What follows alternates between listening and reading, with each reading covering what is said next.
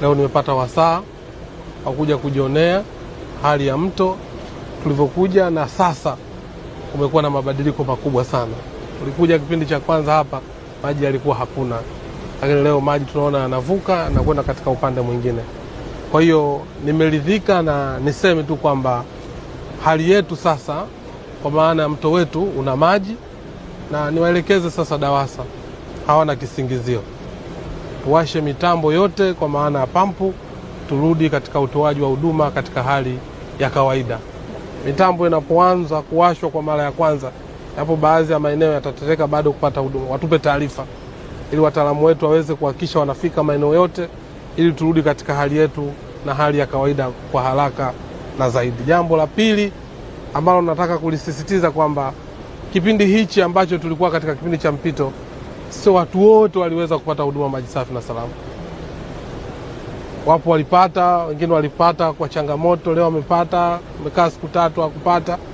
Niwaombe na kuwataka DAWASA, bili ambazo watakazozitoa ziwe halisia. Lakini kubwa ambalo nataka niliseme kama viongozi wa Wizara ya Maji na kwa bodi ya DAWASA, tujizatiti haya mambo yakijitokeza basi tuweze kukabiliana nayo. Manake sijengeke tabia kwamba kila ikifika mwezi wa 11 basi wananchi wa Dar es Salaam na Pwani wanapata changamoto ya huduma ya maji safi na salama. Moja, wahakikishe na sisi tutalisimamia juu ya bwawa la Kidunda kuweza kukamilika kwa wakati. Lakini jambo la pili, tuna mradi ule twende sasa phase 2 wa Kigamboni. Na jambo la tatu, ile hatua sasa ya kuyatoa maji ya Rufiji kuja katika jiji la Dar es Salaam na Pwani, twende sasa kwenye utekelezaji, sababu visibility study imekuchafanyika.